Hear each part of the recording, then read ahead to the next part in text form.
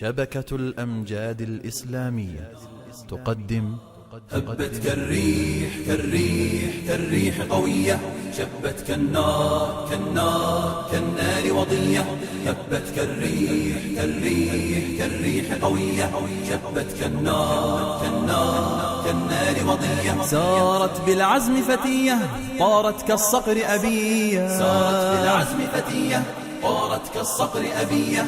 أهلا أهلا قافلتي يا قافلة المهنية. هبت كالريح كالريح كالريح قوية، شبت كالنار كالنار كالنار وضية. هبت كالريح كالريح كالريح قوية، شبت كالنار كالنار كالنار وضية. سارت بالعزم فتية طارت كالصقر أبية، سارت بالعزم فتية طارت كالصقر أبية.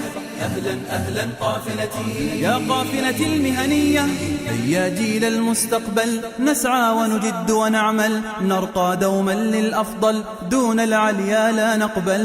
هيا جيل المستقبل نسعى ونجد ونعمل، نرقى دوما للأفضل دون العليا لا نقبل.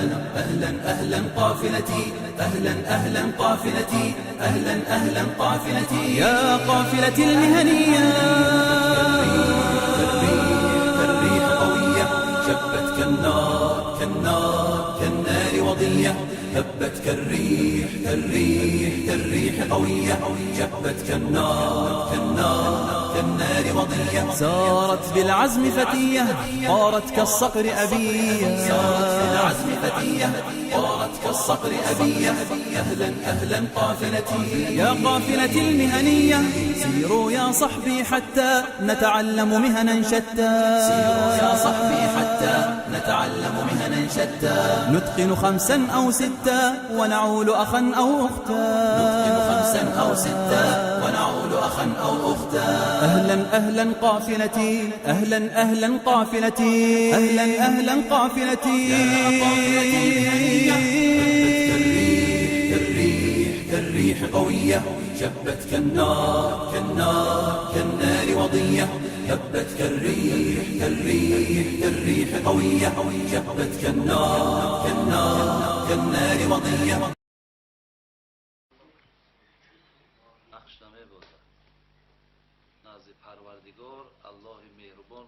حتی بینین دین مرکزش خود عربستان گوییم، مکه های.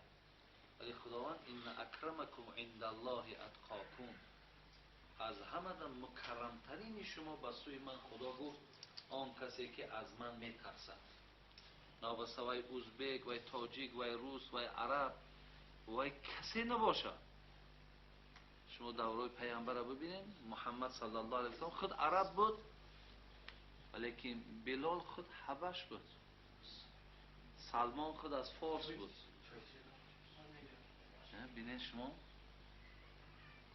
برامین در اسلام ملت شرط نه برادر عزیز. در اسلام خدا ترسی شرط. فقط انسان اسلام داشته باشد که خدا قرآن ادخلوا فی سلم کافتن، خدا میگه در اسلام با پرگی درآیید. با پرگی در اسلام ده. وقتی میخوایی که همین عنوان مسلمانی را بر تو تیان، تو میخوایی که به نام مسلمانی افتخار کنی، خب تو باید در اسلام با پرگی درآیی. اگر هر چی گویند که همین امر خدا، تو باید به او تسلیم باشی.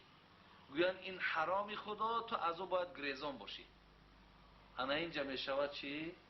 انا این بندگی تو بندگی محکول، انا این بندگی تو بندگی بفری. نه که هم مسلمان هم زنا، هم مسلمان هم عرق نوشی، هم زنا هم معرکه های توی و رقص و سرود و گویم دیگر فسق و فسق. این با این نمیشه برادر است. این مسلمانی نه.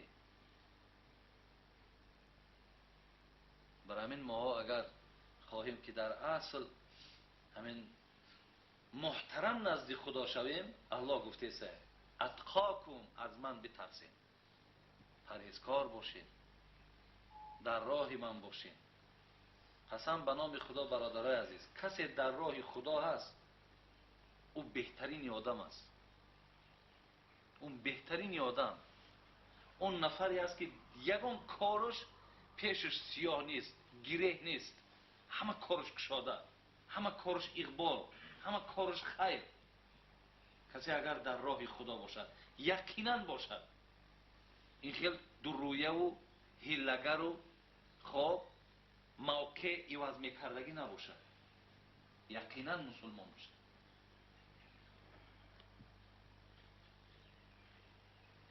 حضرت مولوی میگفت دل جدا زبان جدا باشد،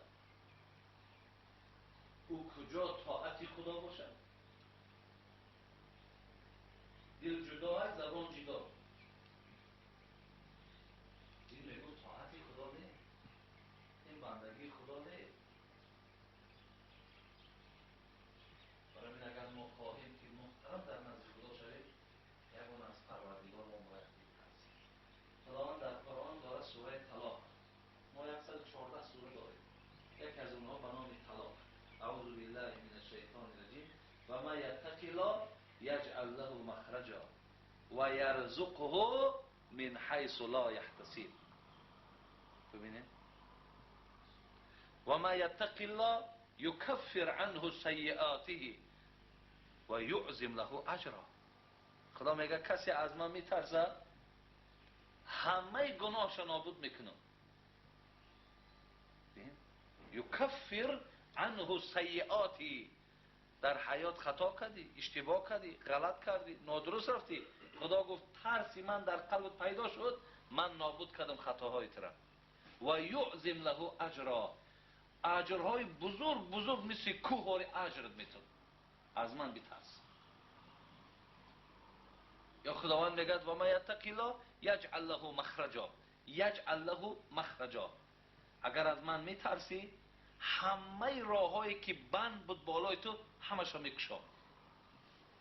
ببینید، یجعل له مخرجا و یرزقه من حیث لا یحتسب. خدا میگه از جای رزقت میتونم که در گمانت نیست. تو در فکر شکم بودی، تو در فکر پول بودی، تو در فکر مال بودی، از کجا پیدا کنم؟ از من بترس، پیدا کردنش حقی من خدا میگه. ببینید خدای مهربان در ترس خودش چه چیزهایی را وسیله کرده. برای این خدا ترسی هم باید برادر عزیز باید معنی خچه داشته باشه.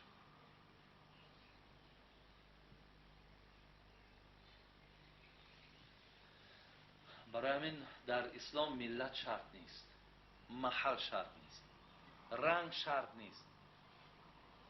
این پیامبر گرامی میگه ان الله لا ينظر الى صوركم ولا الى اموالكم. در بعض روایت ها الى انسابكم هم آمده است، ولكن ينظر الى قلوبكم. در بعض روایت ها اعمالكم آمده است. خداوند نظر در صورت نمیکنه، صورت تو چی رنگه نمیکنه نگاه. خدا میگه نگاه نمیکنم که تو چقدر مال داری، میلیون داری، تریلیارد داری، من اینش در نگاه نمیکنم. انصابکم، نگاه نمیکنم تو بچه کی، نسب تو با کی میبره، نسب دم نگاه نمیکنم. ولکن ینظر الی قلوبکم، فقط نظر من در دلت است، تو در دلت چی اندیشه داری. ولی ببین قلب اصلا ترس و ناترسی همش در این خانه دله. قرآن میگه سوره انفال آیت 2 اعوذ بالله من الشیطان الرجیم انما المؤمنون الذين اذا ذکر الله وجلت قلوبهم. ببینید میگه مؤمن کیست؟ خدا میگه مؤمن کیست؟ ولی همین نفری که سرش میچکه و مقصد نماز میخونه و یا اینکه میگه من مؤمنم، همین مؤمن. خدا میگه نه، اشاره داره، میگه نشانه داره. اذا ذکر الله وجلت قلوبهم، وقتی که نام من در کجای گرفته شود، وقتی گویند حکم خداست، وقتی گویند این معجزه الهی است، قرآن وقتی نشان دادن وجلت قلوبهم، در دلش ترس پیدا شود. این مؤمن گفتن خداوند، این ایمان آوردگی آدم. برای خداوند میگه من در دل نگاه میکنم. روز قیامت وقتی که بنده ها را در دوزخ میبردند، ویل لکل همزة لمزة الذی جمع مالا و عدده یحسب ان ماله اخلده کلا لینبذن فی الحطمة نار الله الموقده التي تطلع على الافئده. التي تطلع على الافئده. خدا میگه روز قیامت این مجرما را، این گناهکارها را، این ناسپاسها را، اینایی که از فرمان من سر کشیدن، اینا را من در ستمهای آتشین میمندم و آتش امر میکنم که عذابشان تیر.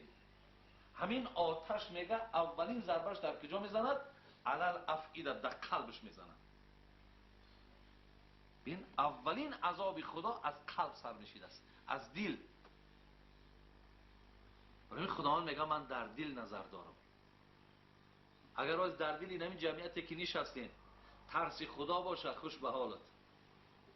لیکن اگر در دل شما ترس خدا نباشه، یا مثال گویین که خیلی همین حاجی میرزا هم ملای دیگر گفتن میگیرن، یا اینکه از اینجا بیرون شدین باز همون نافرمانی ها، همون ناسپاسی ها، همون عقلگرایی خودت، برادری عزیز، از خودت گله کن. از خودت گله کن.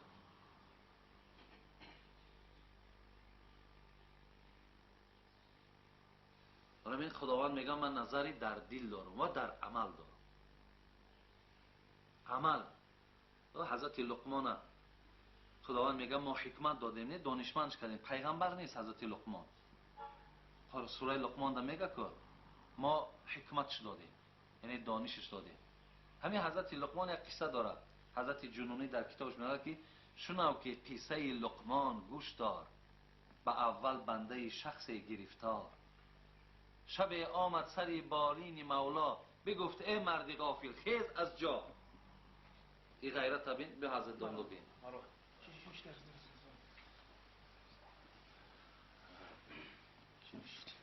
اپای دانلو استاد دانلو محمد الله استاد ما در نزد حضرت همین گفتگی. اگه ما رخصتی گفزنی گفتگی این برای من هر جدا بری پروپس کن گفت زدن میگیری. خب؟ خدا نگه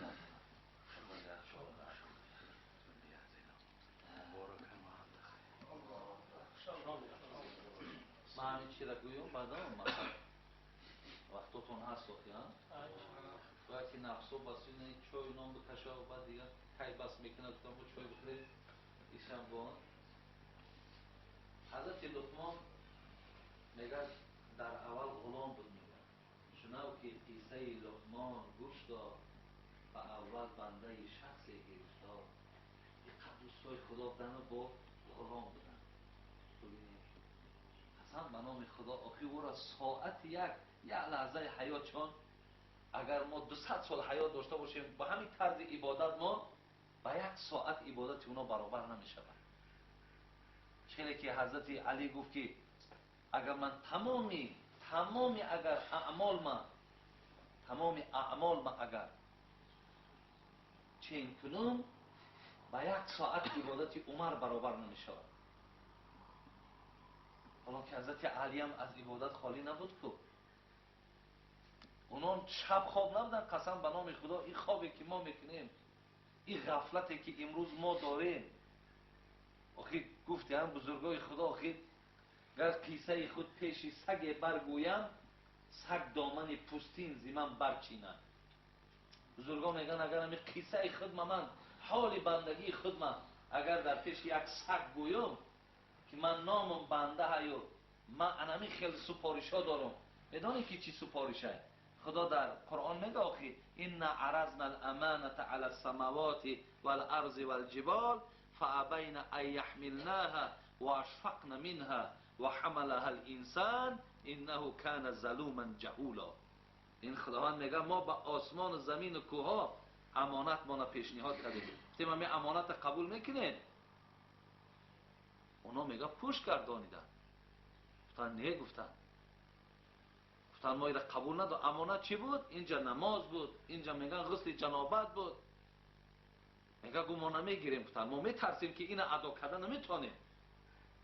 فابینا میگه خدا، فابینا ان یحملناها، ایبا کردن، ترسیدن کوها با همین بزرگی، آسمان با همین بزرگی، ترسید که ما این امانت خدا را قبول کردن نمیتونیم. ببین فابینا ان یحملناها، ولی انسان قبولش کرد. میگه خداوند انسان قبول، گو بله پروردگار من قبولش دارم. انسان گرفتش. اگر ما در پیش تا گوییم که ما هم خیلی امانت داریم در پیش، هم خیلی سپارش ها داریم، هم خیلی بندگی ها داریم. آخه حضرت مولوی چی میگو؟ میگفت همه مشکل برای ابن آدم همان که نیست واقف نیست آدم. سگ و خوگند بهتر از شقی ها که دارن یک عذابی جانکنی ها. ببین همه مشکل برای ابن آدم همان که نیست، نیست آدم، همون که نیست واقف نیست آدم. ما همین قدر مشکلات های وزبین داریم. افسوس که بی‌پروایم برادر عزیز. به نام خدا آنقدری که غم زن و فرزند و مال میخریم، 5% میره غم دین مونانه میخریم. 5% میره ما غم دین نمیخریم، ما غم عبادت، غم مرده نمیخریم. نمیدونیم ولی همین جمعیتی ما نمیدونیم چه خیلی مرده باشه. ما غم دین نمیخریم، غم زن میخریم، غم اولاد میخریم، غم دنیا ما نمیخریم. تو حضرت ولی پیش حضرت لقمان گفتن، حضرت صوفی علیار در مسلکش میگو که مرده را برند سوی گور، جان مسکین نظر کند از دور. این جانی که 40 سال 50 سال همراه من بود، بعد از دور نگاه میکرد جسد مردگی را. مرده را برند سوی گور، جان مسکین نظر کند از دور. می نگوید به نفس ای بدکش، هم به من ساختی و هم بر خویش. عاقبت حال این چونین بوده، چون نکردی عمل بفرموده. گفتند ای بدکش، ای بدفعل، و تو میدانستی که عاقبت همین خانه گور میم. آخه یک کاری نکردی که امروز نه خودت در عذاب مانی نه من در عذاب مانی. این که میخستی و میخفتی، زن و فرزند و مال میگفتی. بی وفا بوده است مال و جفت، نزد مولای خود چی خواهی گفت؟ فقط گپت همین بود، زن مال فرزند، زن مال فرزند. الان که نزد مولا چی میگوی؟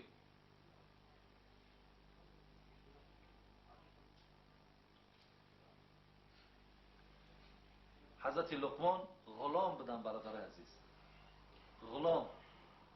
با همین غلامیشان با عبادت میکردن. امروز آزاده هم عبادت نداریم. این غلام تصور که وای خرید از لقمان، خریدگی پول قدی. او باید که در این خانه نفسی آزاد نداشته باشد.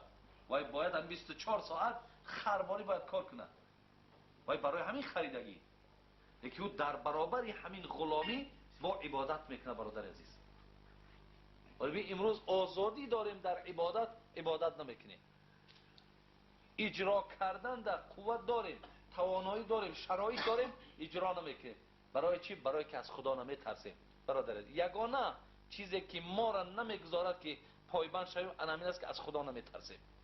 از قبر نمیترسیم. روز قیامت در ذهن ما نیست که ما شرمنده میشیم. همینا که در قلبای ما که نیست، پس ماها از همین کارهای خدا و رسول دور دور.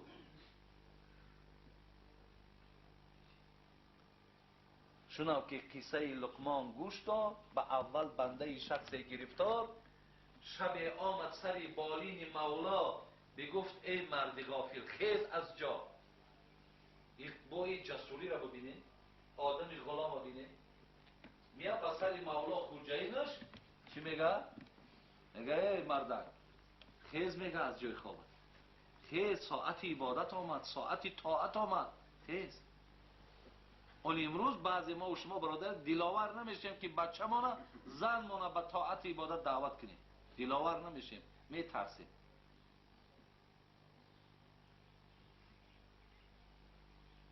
میگفت ای مردی غافل خیز از جا.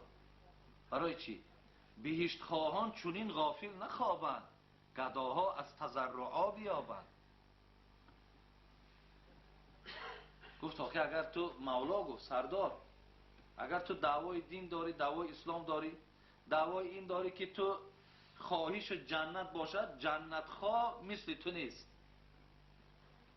بهشت خواهان چونین غافل نخوابند، گداها از تضرعا بیابند. گدا را بین میاگد نزد در میاد، صاحب خانه را زاره میکند، تولا میکند، اکا یگان چیز یاردم کن، یگان چیز کمک کن، زاره میکند. خاندار چیزش میتد، تو زاره و تولا به خدا کی نکنی، از کجا تو خدا جنتیه؟ مقصدی را به زاره، به تولا، به سعی، به کوشش، به حرکت انسان به جنت میرود. این را به خواب نمیشود. در مردم یک مقاله شما در هست نیست، خواجم باغ داری؟ ها دارم. شما این چیزا میفهمید؟ خواجم باغ داری؟ دارم. یعنی این قطعی این دین نکوخی. یا به قند گفتن دهن شیرین نمیشه گفت. برای اون که دهن شیرین شد قند خوردن در کار.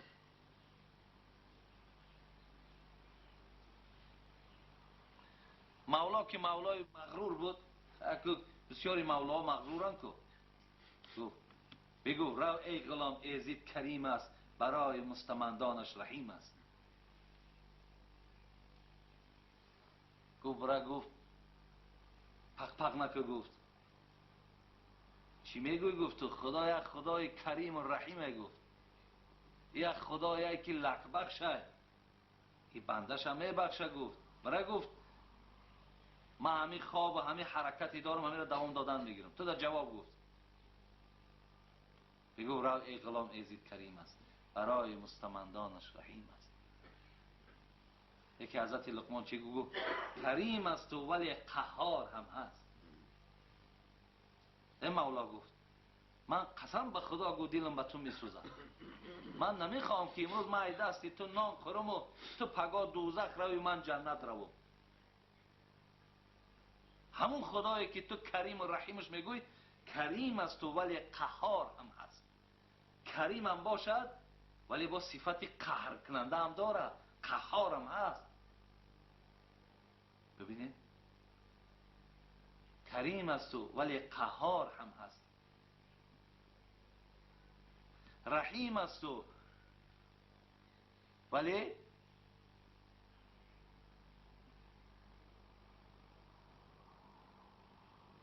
رحیم هم باشد، کریم باشد، قهر کننده هم هست. ولی رحیم هم که باشد غضب کننده هم هست. اینا حضرت لقمان چی وادار میکرد؟ ترس خدا. ترس خدا وادارش میکرد، میرفت این عملها را انجام میداد. برای همین کوشش که این برادران عزیز که خداوند همیشه در قلب آدم نظر دارد، در خدا ترسیتون نظر دارد، در حرکتاتون نظر دارد. هیچ ساعتتون از یاد خدا غافل نماند. حضرت ابن سعید علی حمدانی میگفت دل که از نور معنی نیست روشن، مخوانش دل که او سنگ است و آهن. دل که از گرد غفلت رنگ دارد، از اون سنگ و آهن نم دارد. خدا همه شما را نگه دارد. خدای مولاتون را کامل کند. خدای بابای حاجی و خدا پر فیض و برکات کند. خدا ما را توفیق هم گوش کردن و توفیق بعد گوش کردن عمل کردن نصیب کند.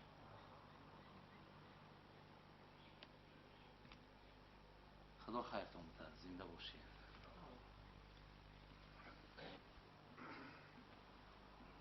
یگان چی پرسیدنی باشین اینا دوملام هستن انشاءالله.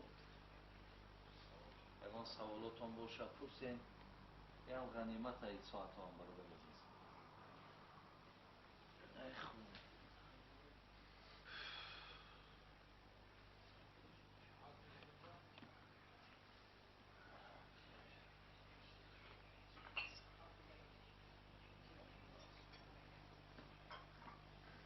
رسول اکرم صلی الله علیه و سلم یک قصه به یادم اومد، قصه را خودمون. رسول اکرم میگه در شب معراج میگه یک بوی خوش میگه در مشامم زد. سیاه بوی خوش زد در مشامم. همین خیلی از بوی خوشش راحت کردم. پرسیدم که این بوی خوش های کجا های؟ گفتن این از جانب آرایشگری دختر فرعون های.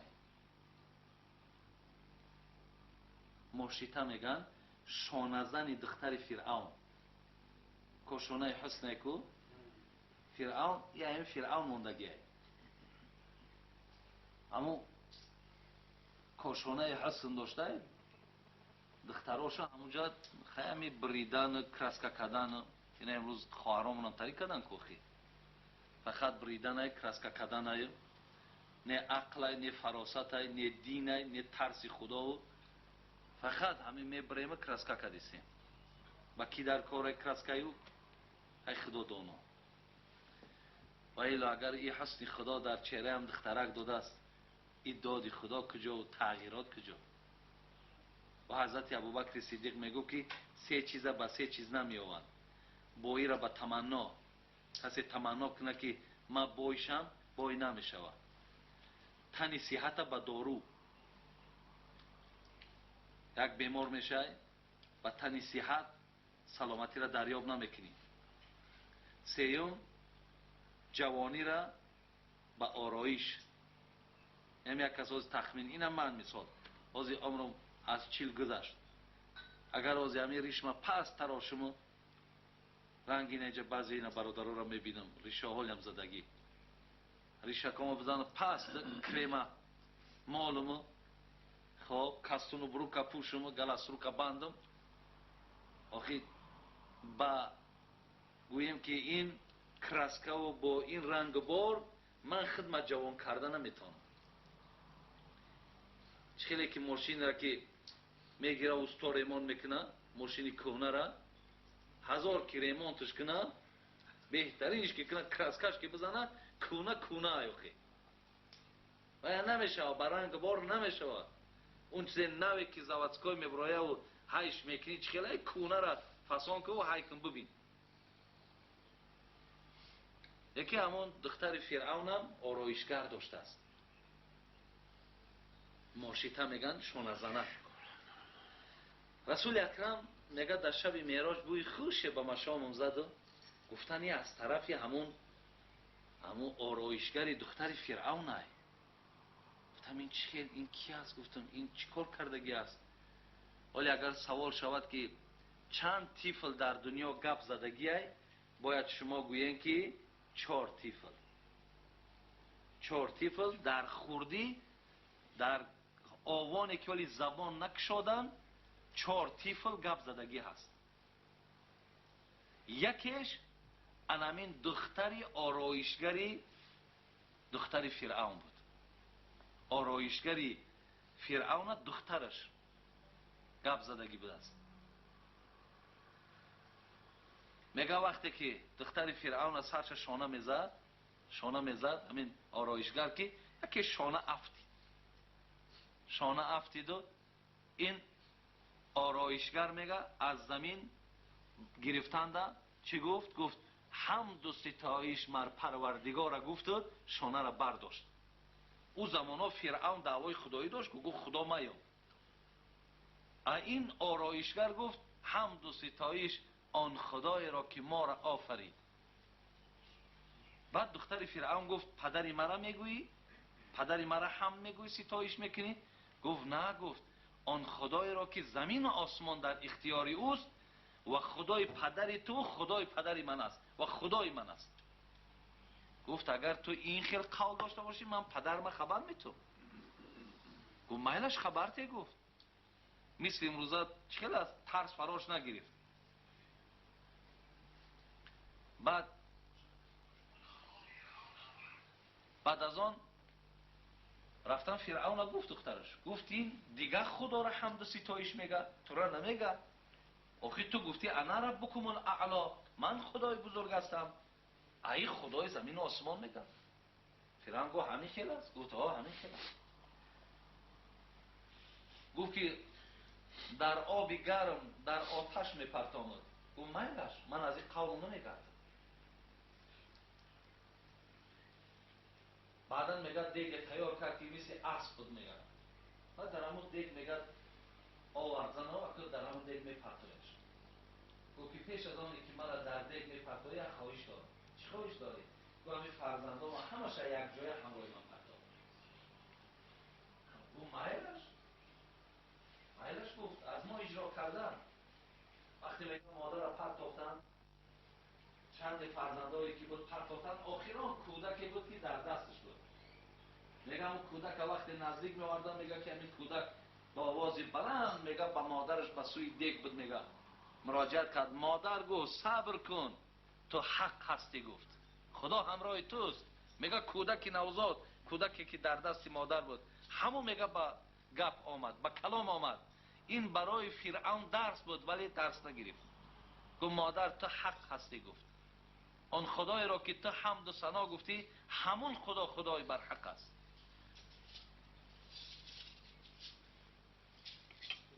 دیگر میگه کودکی که گپ زدگی بود، این حضرت عیسی بود، فرزند مریم. این قصه مشهور قرآن میگه که در خوردی. سیوم فرزندی که گپ زدگی بود، این طفل جریج بود. طفل جریج هم به خودش یک جای عبادتگاه داشت. بسیار گویم شیخ خوب بود، بسیار آدم پاک بود. یک روز مادرش میاد، جریج فریاد میزنه. این در درون نمازه. چی میگه؟ یا ربی امی و صلاتی، امی و صلاتی. خدایا مادر من لبی بگوم یا نماز دوام تیم. در دلش میگذرد که نماز دوام تی. نماز دوام دادن میگره و صدای مادرش لبی نمیگه. باز پگاه هم تمیه. مادر با فریاد میکنه، بچه با در نماز با یا ربی امی و صلاتی، امی و صلاتی. مادر ما جواب گویم یا نماز دوام تی. در دلش میگذرد که نماز دوام تی. بعدا مادرش که میبیند جواب نمیتیه، بچه در نمازه، چی میگه؟ میگه اللهم لا تمیته حتی ینظر الی وجوه المومیسات. او دعای مادر را بینیده دعای بد کرد. گفت خداوندا، گفت همین بچه مرا جانش نگی تا زمانی که اگر نگاه در روی یگان زن زیناکار نکنه، با یک زن زیناکار مبتلاش که. گفت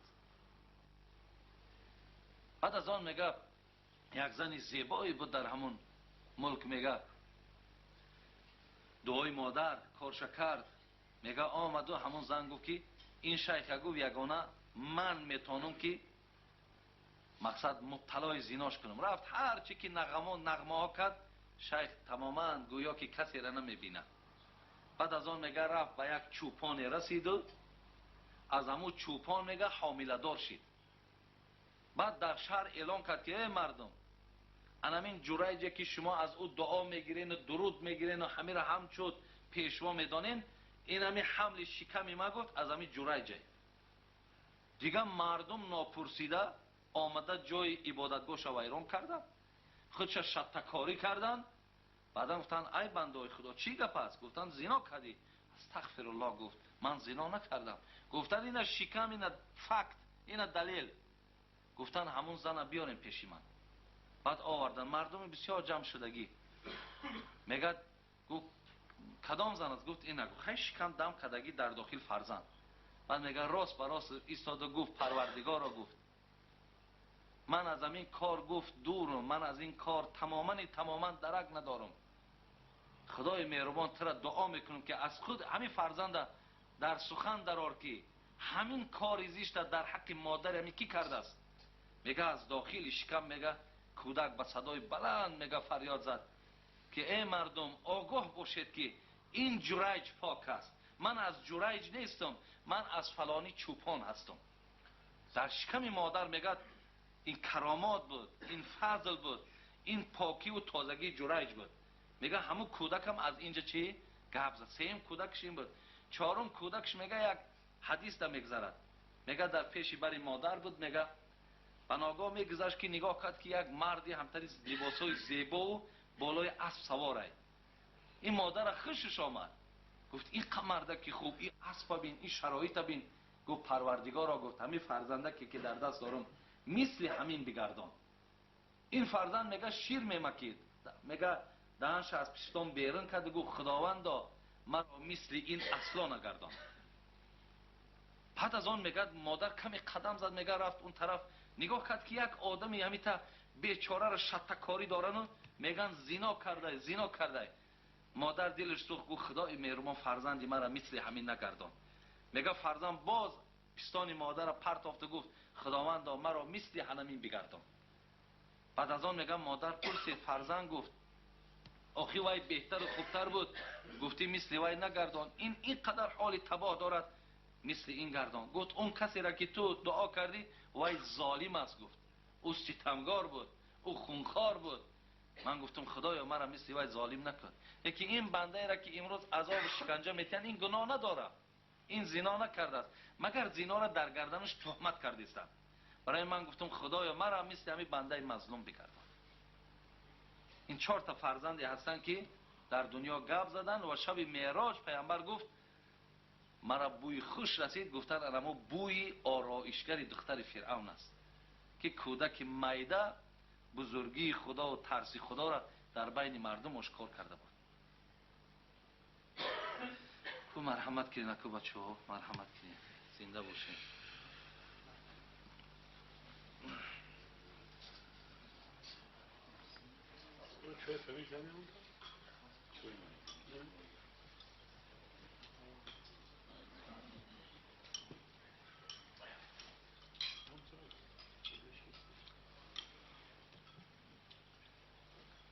شما خوردن بگیرید. ما در آمدن در بابای محمد جان یک ایراد گرفتیم که همین تمرده که پشو بیریش همین تا با اخلاص تقیم و سلام کردن تا زیارت کرد، چهره بسیار محفوظ مومده، یکی افسوس دید ریش نداشت. این خلاف وقت ما کسی را گفتیم ریش ماندگیش طرفای دوشنبه کلاب همین کسی را گفتیم که مونده زرشت که خوجانده نیتی نمیدن مردم خوجان گفت نمیگیرن خود گناه هست نه فرو یک دلالتی نکرد. دلالت از سنت پیغمبر است که یکان چیزی نیست که به ضرر برادرای ما باشد. خدا نگاه دارد در مردم خوجان خلانسالات زیاد است، خدا بازم نگاهشان بداره و ولی ریش نمیکنه. بسیار همین چیز کمتر اینش کم بوده. خلانسالها هست 50-60 میدونید همه دیانتر ریشه خوشگیدی. یا ما فکر میکنم که یعنی اثر همون 70 ساله دولته هم پیشینه باشه، تحصیل هم دولای شوروی باشه. یعنی اون یا درباره ریش اهمیت چه ماهیت چه ثواب چه نمیدونن.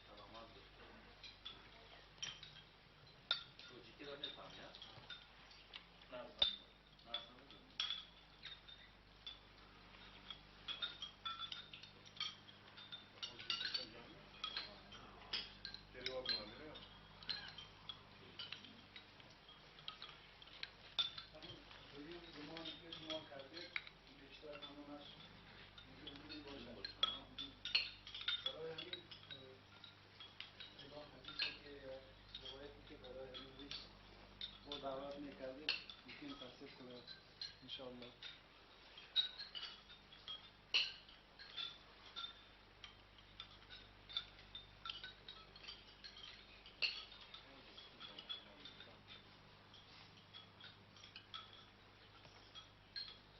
پیامبر گرامی میگه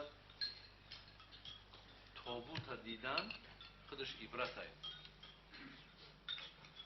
بازم پس همین بانگ همین برادر بابای جیت تابوت گذرانند برای همین خانواده و برای کل بیننده خودش عبرت است. برای آدم بیریش همین ریش در معنای ما دیدن خودش عبرت است. همین یگان چیزی هست که ماندیم. اگر این ما همین روز بیخ بگیرم این بود خشرویم. صاف سفید خشرویم نه که خیلی کنه میرم میمونیم با به خاطر سنت، به خاطر که ما را چهره پیامبر ما ریش داشت. پیامبر میگه من احب سنتی فقط احبنی و من احبنی کان معی فی الجنه. ببینید کسی سنت مرا دوست می‌دارد مرا دوست می‌دارد. پیامبر کسی مرا دوست داشت همراه من در جنت است. کی دوست نمی‌دارد که همراه محمد در جنت باشد؟ نیست این خیلی نفر. همه می‌خواهد که همراه محمد باشد.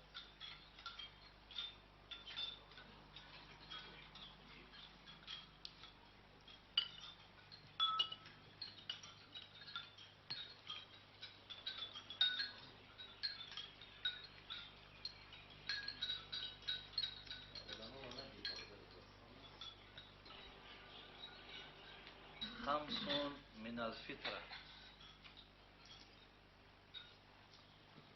الختان والاستحداد وتقليم الأظفار ونتف الإبط وقص الشارب. میگه یکم ختنه سوری کردن سنت پیغمبره. فرزندا را ختنه سوری میکنیم سنتی از پیغمبر مونه. دوم والاستحداد از زیر ناف تازه کردن اینم سنت. در بعضی روایت ها میاد که اگر تا 40 روزه انسان زیر نافش پاک نکند در نمازش کراهیت پیدا میشه. سیوم نتف الابط. نتف الابطش زیر کش تهای کش در پشم هایی که هست اینها را هم تازه کردن از سنت پیامبر.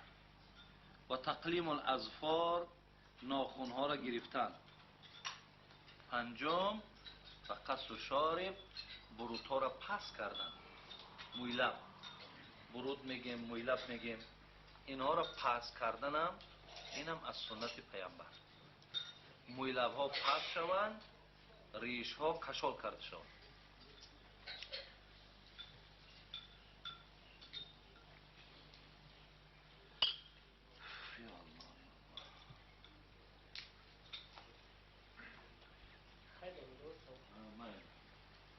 یک کس اشور میدادگی یک تن دام گرفتگی همه یک کمبغل است که یگان چی نداره همون دانه فروخته یگان گو خریده تیز میشود یا همون دانه بودن نکنه. مثلا همون گو خریده تیز ممکن باید استفاده برده سال روزگارش را میره. بسم الله الرحمن الرحیم. در مسئله اشور و در مسئله زکات اگر خودی همو اشور هم کنه قیمتی را ادا کنه میشه. مثلا 1 تن گندم حاصل گرفته است از 1 تن گندم 100 کیلو گندم باید اشور بروره. همو 100 کیلو را خواه گندم بتیه میشه خواه پولی او را بتیه میشه. یا مثلا 1 تن گندم هم میفروشه و 100 کیلوش پولش برآورده در فقیر بتیه میشه. بله میشه. اگه مثلا از 1 تن چند تن باشه ممکن 1 تن دا گاو نمیشه. اگر به شرطی که زیاد باشه که قیمتی همو و مقداری یک گاو شوا گرفته تا البته افضل بهتر. دیگر که اشر زکات در مصارفش اگر چندی که در کتاب ذکر شده است لیکن اگر از آدم های نزدیک ختم باشه افضل و بهتر همو. فقط زکات جایز نیست دادن درست نیست در پدر مادر زن فرزند. هر چقدر که مثلا پدر بالا بره پدر و بابی چندی بره از قسم مادرم چند قدری که مادر و ماما کلان چندی بره از فرزندم اینو درست نیست. اینه ولاد و زوجیت در پدر و مادرم درست نیست در فرزندام درست نیست در زنم درست نیست. اگر زن صاحب مال باشد زکات بروره اگر در شوهرش درست نیست. لیکن در اکا دودر اپا امک تقا در یا دیگه در کلی همش درسته. اگر به شرطی که همو فقیر از همین اولاد خودش باشه افضل و بهتر همین هم سیله رحم به جا می آید هم ادای زکات میشه یا ادای عشر میشه. یعنی قیمتی همو رو اگر بته درست میشه.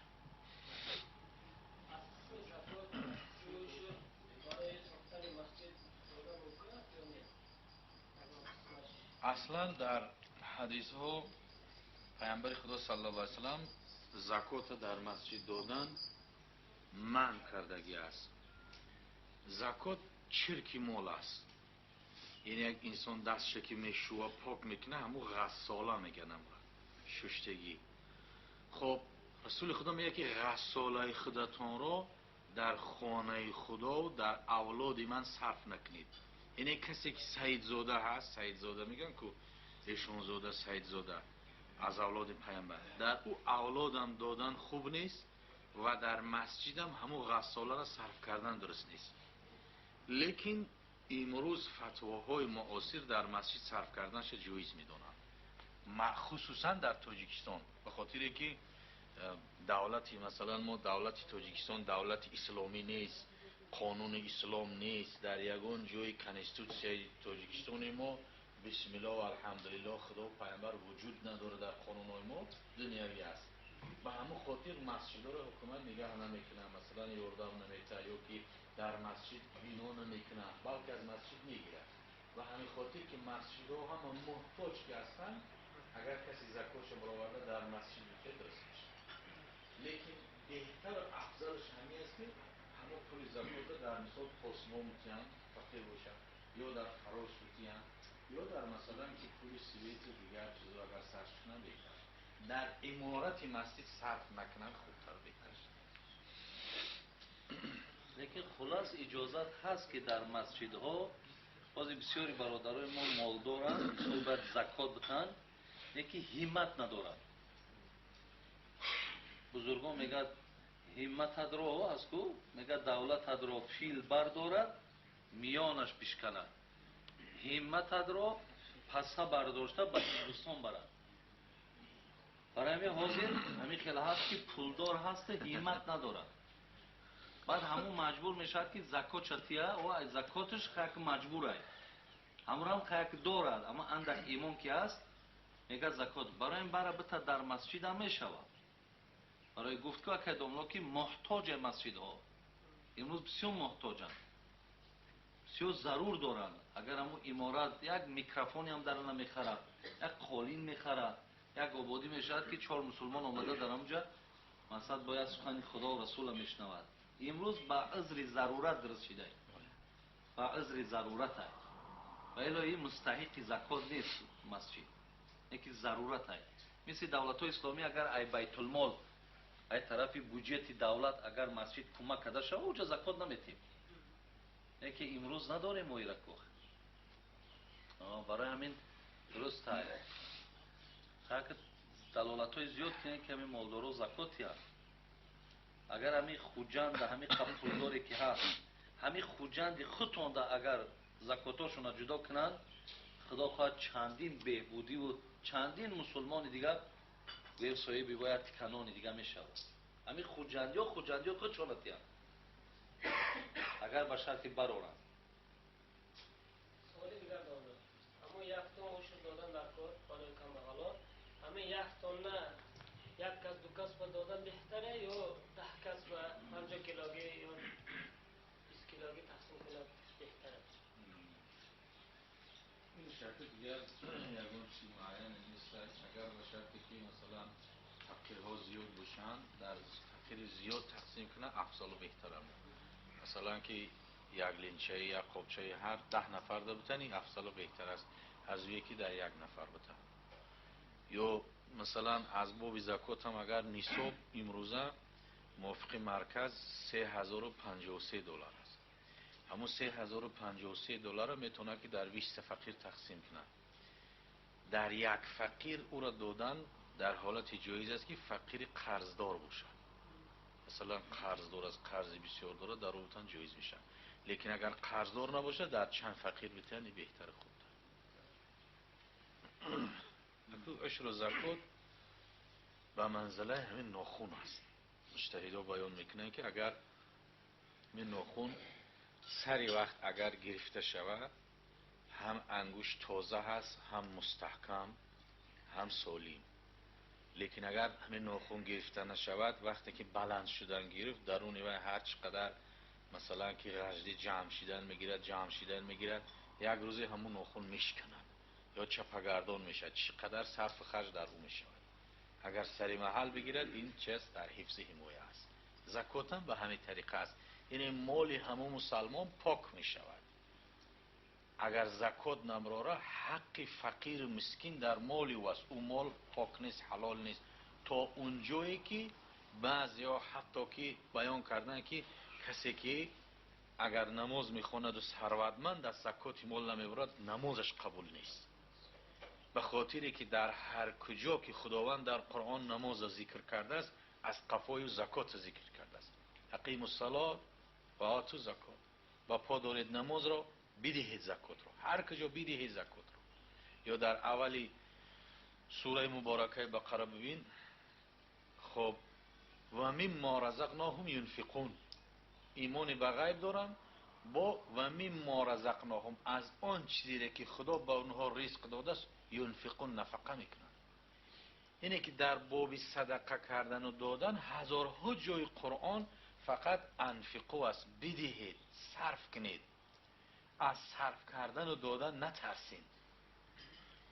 یا به منزله تاک انگور است. اگر همین تاک انگور در تیرماه مثلا نوده های دراز داره، همراه باغون چند قدر 3 باغون میموند، دوامش کلته میکنن، باقی موندهش کلته میکنن. سال آینده هم انگور همون مثلا که درختش پاک میشود، تازه میشود، قوی میشود، حاصل زیاد میگیرد.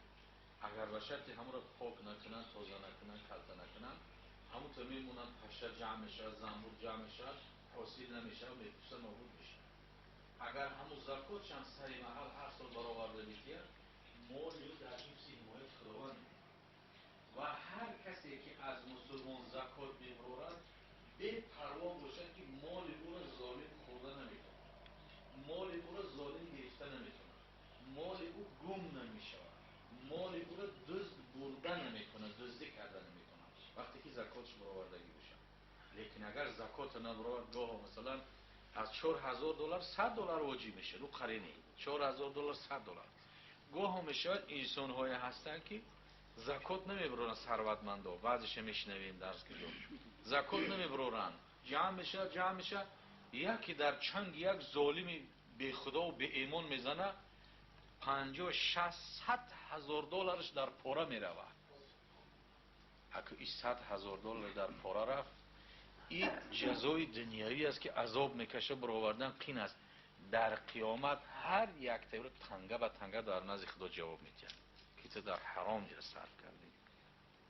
برای همین عشر دادن، زکات دادن این البته که فرض است، باید که را رعایت داشته باشیم که وقتی که در بین ما مثلا که فقیر هست، مسکین هست، ثروتمند حق را برآورده با او عطا بکنه تا که اون هم البته که برابر شوند و خشنو شوند.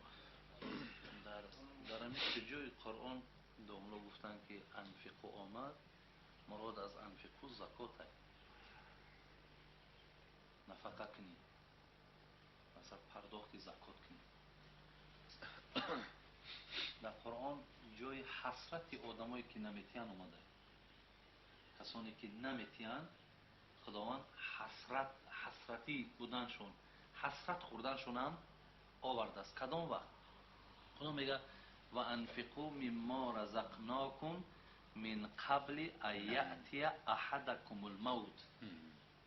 ببینید فیقول ربی لولا اخرتنی الى اجل قریب فاصدق و اکن من الصالحین ولا یؤخر الله نفسا اذا جاء اجلها والله خبیر بما تعملون. خدا میگه کسایی که زکات ندادن، بعد زمانی میشود میگه که زمانی گرفتن جانشون میشود، تا حال جانشون نبرآمده است. ما وقتی که جان از بدنش کشیدن میگیریم، فیقول، بعد میگه ربی لولا اخرتنی الى اجل قریب فاصدق و اکن من الصالحین. من از پروردگارا اکو میدونه که از جانا که گرفتن دنبالش ده برای ندادن زکات پیش خدا ده عذاب های اینش درک میکنه، اینش خبرش میتن. بعد میگه پروردگارا زاره و تولای ما همین است که اخرتنی الى اجل قریب، مرا اندک فرصت بده خدای مهربان، مرا اندک فرصت اندک بدن ما سالم که از همین جان کشیدن ملائکه ها تا دور که فاصدق و اکن من الصالحین. قسم به بزرگی که همین برابر همین سالمم که اندک وقت بده، شاید یه روز، شاید یه ساعت، آن چیزی که از مال و ملک دارم نه تنها زکات همه شد در راهتون میبخشم. ببینید بعد خدا چی میگه؟ ولا یؤخر الله نفسا اذا جاء اجلها والله خبیر بما تعملون. خدا میگه که من به این کار تو، به این بخیلی تو، به این ندادن تو قبلا آگاه بودم که تو همین خیل از مال زکات نمیتی، برای همین برای تو مهلت جدا نمیشوه، بلکه ملائکه را امر میکنن که جانش قبض کن. انسان اونجا حسرتی میشود، دیگه حسرت فایده نداره که. برای این پیامبر گفت که افضل ترین صدقه کدام است؟ انت صحیح شحیح. آدم وقتی تندرست باشه، بالای ملک مال داشته باشه، همه کلیدای خزینه، همو گویم که دفترها و کاردایی که در او پول داره همه در دست خود شه. انا همو حالت در آدم وقتی صدقه کنه، پیامبر گفت افضل ترین صدقه انا همین صدقه است. ولا تمهل حتی اذا بلغت الحلقوم. پیامبر گفت که نه ایستین گفت که تا وقتی که جان در حلقتان آمد. بعد از آن چی گوییم؟ الا بعد لفلانین کذا و لفلانین کذا. بعد وقتی که جان که آمدن گرفت درک گفت که میمرم، بعد فریاد کنی بچه‌م اینشا فلانی را ته، اینشا فلانی را ته. پیامبر گفت که الا وقد کان لفلانین. دیگه تو مراجعت هم نکو، این تو که مردی این مالت ای فلانی میشه. و گفت دیگه مراجعت تو حاجت نیست. برای همین به دنیا توانی عقبا خری، بخر جان عزیز ورنه حسرت خوری.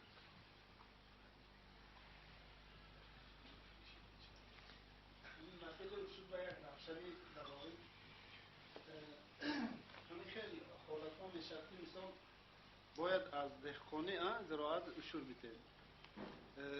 کسانی هستن که مثال صاحب زمین نیستن و مثال زمین میگیرن و فرمه صاحب زمین یک دیگر کس همه اجاره زمین میگیرن، بعد همون دهقانی را میکنن، بعد حاصلش میگیرن، از همون حاصل یک قسمه برای صاحب زمین چی حق میده.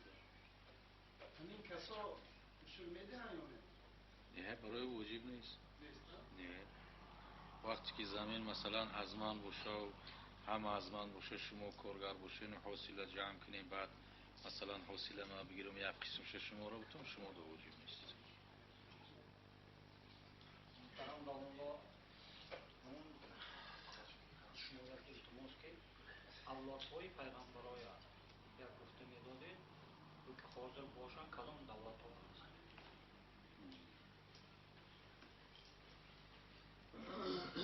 اصلا همون اولادای پیامبر صلی الله علیه و آله هم اونهایی که اهل سعید حساب میشن از پیامبر خدا از نسل دختریشون بودن، از نسل فاطمه زهرا، چون که از پسرشون پیامبر خدا یگان فرزند نرینه‌شون خانه‌دار نکرده بودن، خردسال رفتن. اولادای هم اگه در همه اطراف جهان هستن، پراکنده شدگی هستن و فقط در کتاب‌های فقه میارد در بابی کف، یعنی کف کسی که در بابی مثلا زناشویی در ماها همین خیلی عادت و سالهای پیش که مثلا ما ایشانزاده که هستیم دخترامونه در ایشانزاده میدیم، در غیر می سیدزاده در اهل سید میدو در غیر.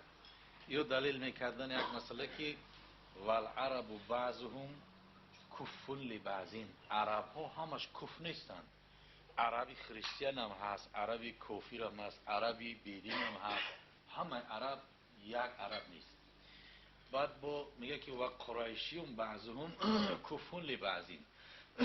قریشی ها همون نسبی که از پیامبر خدا بود در مکه، اونها هم همش برابر کف نیستن، بلکه بعضیش با بعضیش کف هستن. امروز در همین عجم نسب زایه شدگی است. مثلا که تا با پیغمبر دانه به دانه پشت به پشت برده رساندن کم آدم مونده است. یا بعضی ها مثلا که دوایر دارن و حجت ها هست، اینو اکل اسلام به او قدر اهمیت نمیتید، به خاطر که در عجم نسب زایه شده است. دیگر همین که اولاد پیامبر حسبی است و نسبی. اونایی که نسبی هستند معلوم از نسب رسول الله هستند، لیکن اونایی که حسبی هستند، هر کسی که از امت رسول خدا پیروی پیامبر خدا رو میکند، عمل و گفتار و کردار و رفتاری او میکند، تقوا دارد، اون هم فرزند پیامبر حساب میشه. در زمان حضرت جامی رحمت الله علیه، عبدالرحمن جامی، یک نفر میگه یک حجت آورد، مثلا اگر دولت اسلامی باشه سیدزاده لگات دارند، چند قدر از بعضی کارها او آزادند. حجت آورد که این من پدرم فلان فلان فلان فلان فلان فلان رفته مثلا به حضرت علی میرسد و همین در پایان شما ندیمی مثلا که شاه هستین کار کنید، دولت امضا کنید. و حضرت جامی گرفتن همه شدیدن پشت به پشت بردگی و بعد در پایان جای امضا 4 مصرع نوشتند: آن را که بود نور نبی در بشره، حاجت نبود به طول عرض شجره. آن را که از او رخ نمود آن نور سره، شجره ندید به غیر لعنت. هر کسی که پیروی داشته باشد، محبت رسول الله داشته باشد، عمل با او داشته باشد، او اولاد رسول الله است. لیکن اگر شجره هم داشته باشد که من دعوای سیدزادگی و ایشان زادگی بکنم اما عمل نداشته باشم، همون شجره بر خود من لعنت میکنم. همین خاطر اینا او قدر امروز هر کسی که عمل و پیروی میکند انشاءالله که او ایشان زادش گفته میشه، به خاطر که پیروی پیامبر.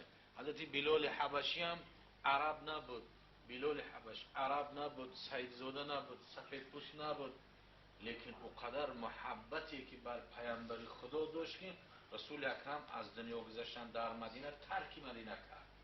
گفت طاقت ندارم که در اون مسجدی که من از قفای رسول الله نماز میخوندم پیامبر خدا نباشد، دیلی رو میکرد. برای من رفت از مدینه. محبت بی اگر چندی که حبشی بود، لیکن محبتی که او داشت ما نداریم خیلی محبت. لیکن اگر جایی که باشن سیدزاده هایی که عمل دارن، ما البته که خاک پای او را احترام میکنیم. ایشان هایی که هستن امروز در اسلام خدمت میکنن، مثلا هر جای تاجیکستان هستن دعوت میکنن، خدمت میکنن، تشویق میکنن، ترغیب میکنن، جانشون در خطر میمونن، و ایشان ها و البته که لایق احترام خودشون اولادشون هستن.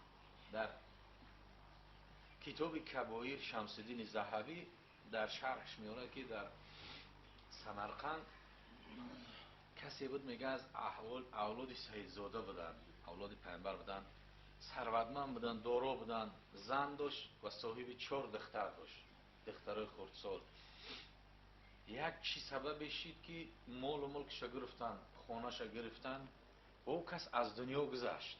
همون سیدزاده از دنیا گذشت، 4 دختر قطعی در میدان موندن. در سمرقند در آمد، میگه در شهر سمرقند به پیش والی سمرقند رفت.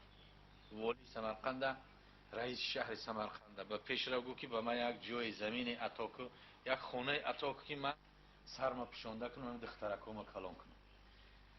گفت که به چه خاطر ما به تو خدمت میکنم؟ کبر کرد، غرور کرد. گفت به خاطر او زن گفت که من سیدزاده هستم، گفت اولاد پیامبر هستم، گفت به خاطر سیدزادگی تو به من یک کمکی بکن. والی سمرقند میگه باور نکرد، کبر غرور کرد، زن با 4 دخترش اهمیت نداد، پسند نکرد. گفت که برای سیدزاده بودن یگان حجت داری؟ یگان حجت داری که تو سیدزاده هستی؟ زن گفت نه، گفت حجت من همین زبانم است، گفته ایستاده که من اولاد رسول الله هستم. کارش تمام نکرد، از در راندش، برآمد رفت. همین خیل بسری میگه آویزان و همراه دختراش اشک ریزان در کوچه های کوچه های سمرقند گذشت میکرد که یک یهودی دیدش. یهودی پیری بسیار دشمن اسلام، لیکن اونقدر از اسلام با خبر بود، علم داشت، دشمنی میورزید. وقتی که او زن دید چهره خزان دخترکا رو همراهش دید، گفت که شما سائل است، طلبنده هستین؟ گفت که نه، خدا پناه بده، هیچ وقت اولاد پیامبر خور نمی شود. گفت چی کسی؟ گفت که ما از اولاد پیامبر آخر زمان هستیم و پیش والی سمرقند رفتیم که کمک نکرد. گفت تو برای سیدزاده بودن حجت داری؟ وقتی که یهودی شنید میگه همین قصه های پیامبر که خوندگی بود، از احوال همون نبی موعود که با خبر بود یاد پیامبر میکرد، چشمش پر اشک یهودی را.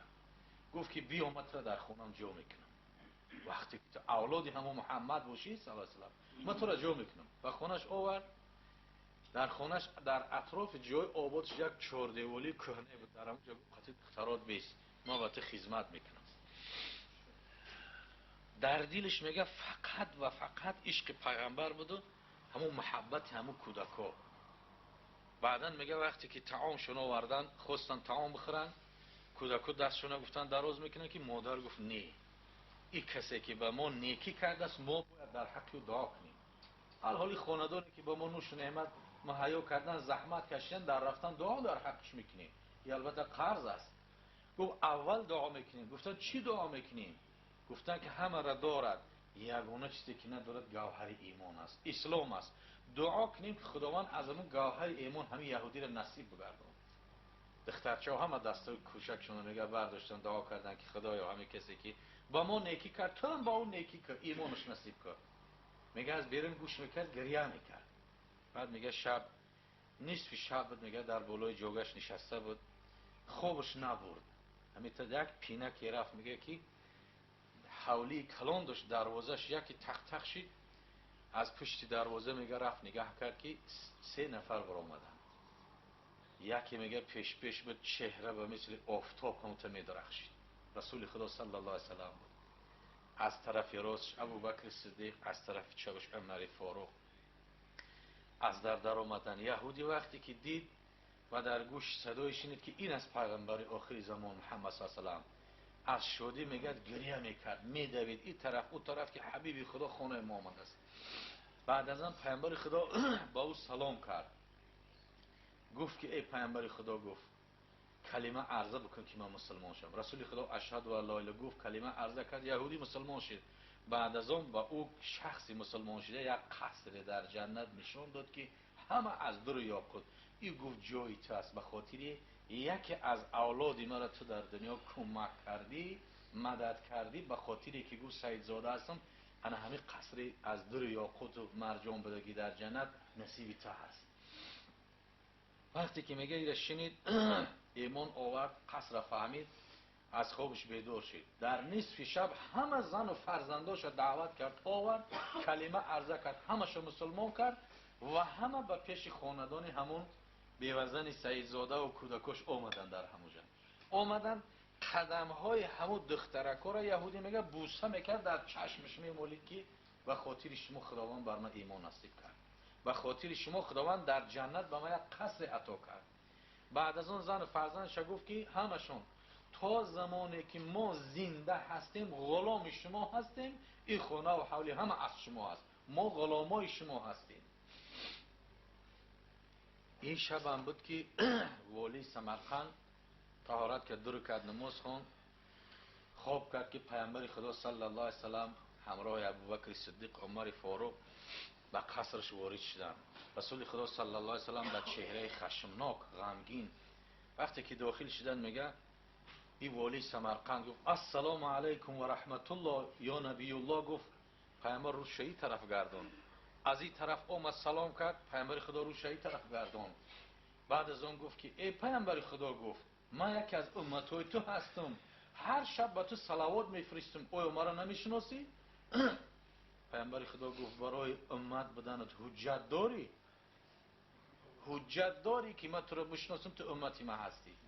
یکی از اولادی من محتاج شد به درباری تو، به پیش تو آمد، تو از او حجت طلب کردی، تو هم حجت داری که امتی من هستی. بعد از آن قصری که از در یاقوت و مرجان در جنت با او نشان داد، گفت این نصیب همون یهودی شید که بر اولاد من ترحم کرد. تو به نصیب شید.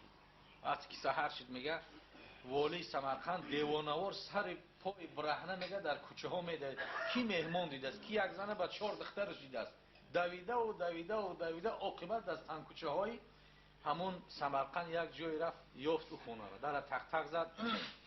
خواست بدرویه که یهودی را گفتن کسی اومده است، از حولش برآمد. وقتی که برآمد والی سمرقند دید، والی سمرقند در دست همه خلطه های پر از زر پر از طلا، همه ها را بگیر و همو بیوزن قطعی دختراش به ما بچه مهمان کرد. گفت نه، گفت او قصری که تو را دی شب پیامبر خدا پیامبر نشان دادگی بود، او قصر را نصیب من شد. ما با اهل و اولادم همه غلام اینها هستیم تا زمان زنده هستیم در خدمت اینا هستیم. اگر دنیا را به ما بتی مهمان ها را به تو نمیتون. والی سمرقند از رحمت خدا بی نصیب گشت.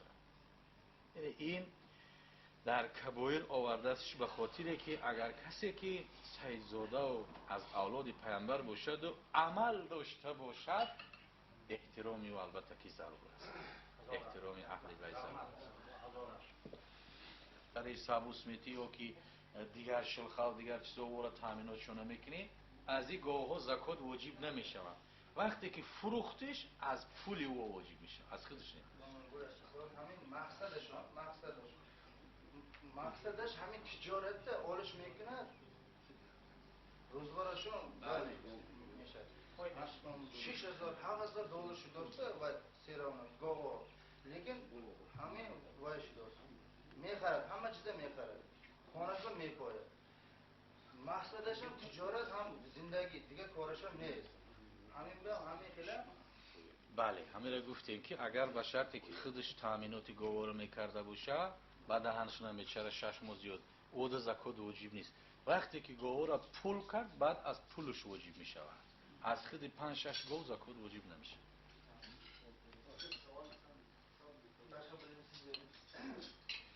همینجا سوال کمتر غلط شد.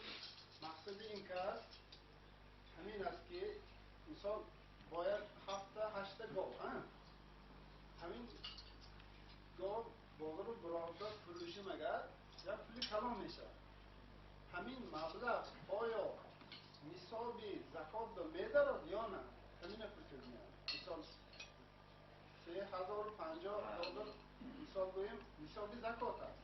یک آدم مثال دارد که 8 گاو در خانه‌اش، اون گاو مثال میپاید و فردا میشد میفروشد، آیا سوم همین گاوها نصاب زکات میدارد یا نه؟ نه، لازم به همین مسئله را باز بیان کردیم که وقتی که گاو خودش هست از گاو زکات واجب نمیشه تو 30 نرسد.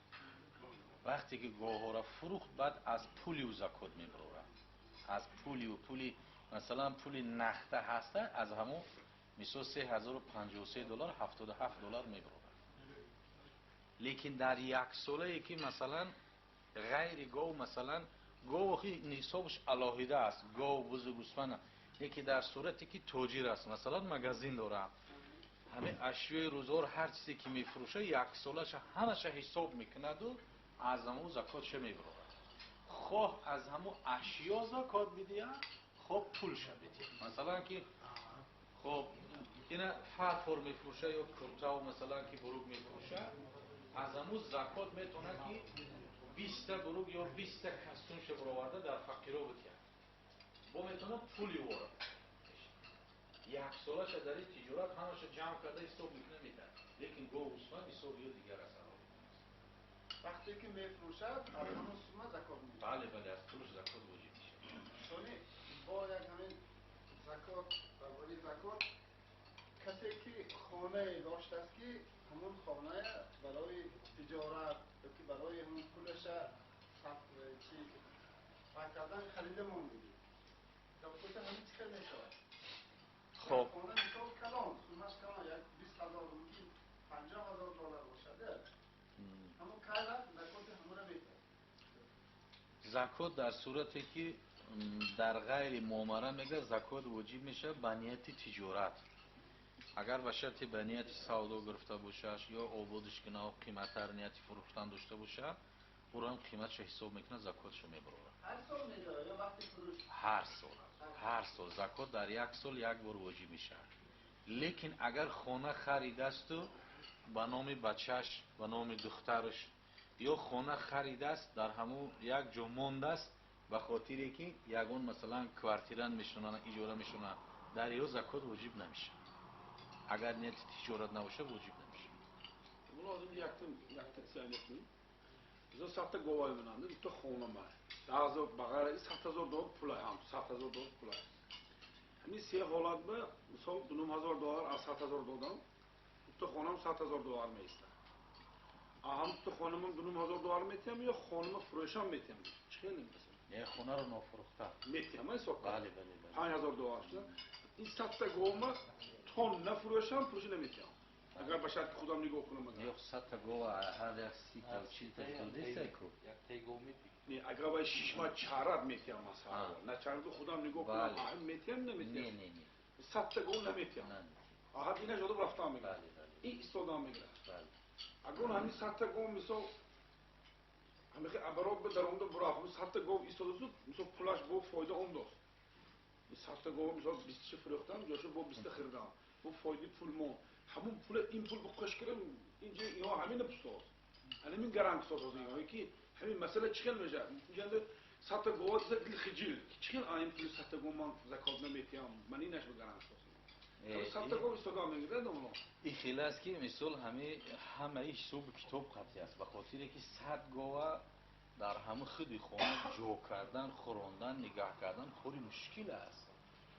اگه که 100 گاو مثلا در چراگاه میشره او رو نمیخره 5 تا صرف نمیکنه خودش چریده سه خودش گوساله کرده سه زیاد چیزی سه اگه که در مثلا 100 گاو در خانه باشه که 100,000 دلار صرف میکنه در این مشقت است با بالای این قدر مشقت با اگر با مشقت باشه در اسلام حرام است مثلا هم گناه نمیکنه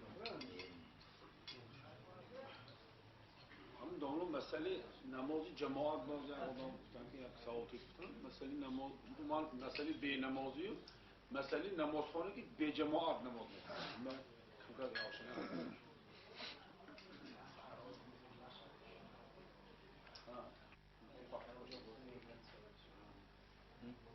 یا تیم که پخته کردی گویم آیدین جندم سهرام به پخته میکنه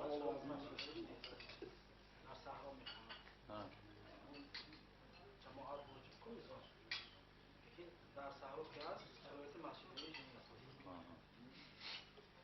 اصلا جماعت خیلی نماز با جماعت خوندن سنت مؤکده است الجماعت سنت مؤکدتون خب جماعت هم آیات قرآن ثابت شده است خداوند بیان میکنه در سعید الله ورکعوا مع الراکعین معناش ای وعبدوا مع العابدین عبادت کنید همراه عبادت کننده ها بعضی از دیگر مجتهدا گفتن که نمازی به جماعت خواندن واجب است لیکن مذهب ما و شما مذهب امام اعظم جماعت سنت مؤکده میگن هر کسی که جماعت خلاف میکنه منافق است خب پیامبر خدا صلی الله علیه و سلم میگه جبرئیل امین پرسید گفت که یا جبرئیل گفت هل اشر من شارب الخمر آیا از نوشنده عرق در بدتر باز آدم هست جبرئیل گفت نعم تارک الجماعت اشر من شارب الخمر ترک کننده جماعت از عرق خورد گنده هست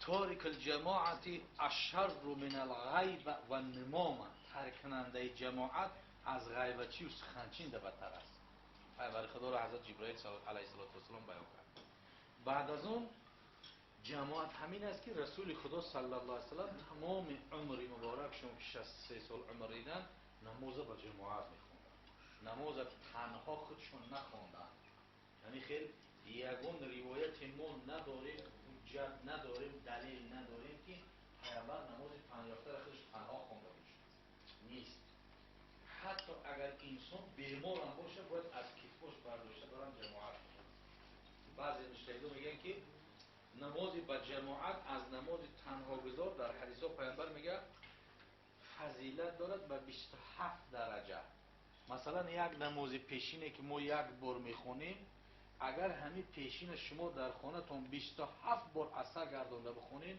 بعد برابر یک بار جماعت میشه.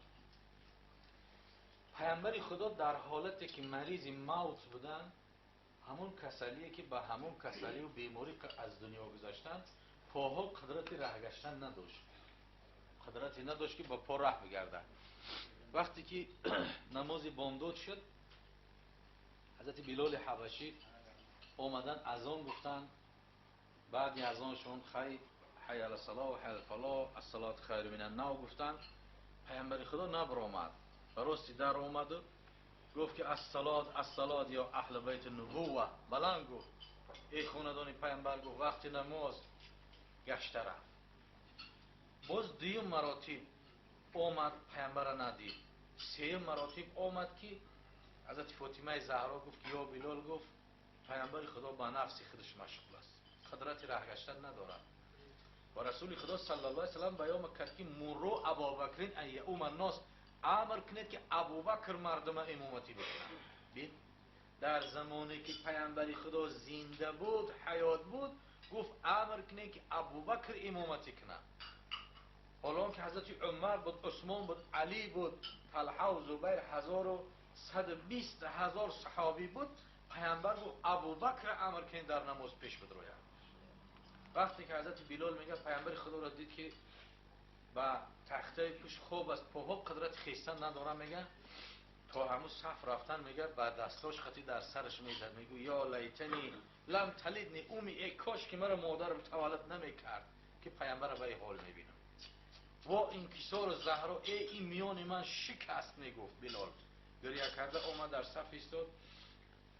حضرت ابوبکر امر کردند، حضرت ابوبکر پیش نداره اومد، نتونست.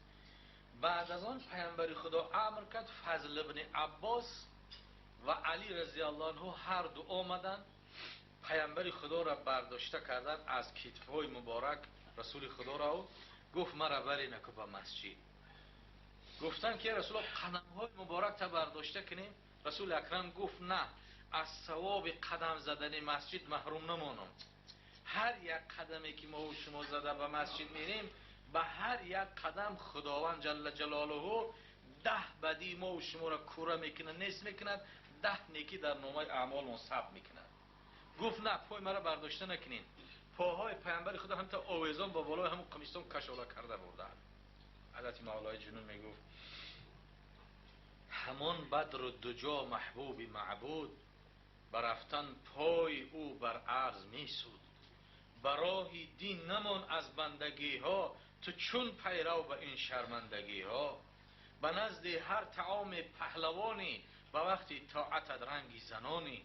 روی کوها به عزم بیل دسته، به مسجد می شود پایت شکسته. کشی چون گاو دایم بار دنیا، شوی در خدمت مولا کسلها. حضرت بیان میکنن همون طریق پیامبر خدا را بردن، نشسته در محراب ایستاد، نشسته در نماز پیش درآورد، نماز به جماعت خوند. این نماز جماعت تو چی اندازه ضرور است؟ تو چی اندازه نماز جماعت تاکید شدگی است که حتما باید که نماز به جماعت در مسجد بخونیم. یکی از خاصیت های نماز جماعت همین است برادران عزیز که اگر کسی را که جین زده باشد، نماز به جماعت یکم شرطی که جین از وجود آدم وسواس خون شود، نماز به جماعت است. اگر شما در جماعت در 5 وقت اشتراک کنید، جین به شما نزدیک شده نمیتونه، از زهر چشم به شما رسیده نمیتونه و هم از بدن شما نابود میشه.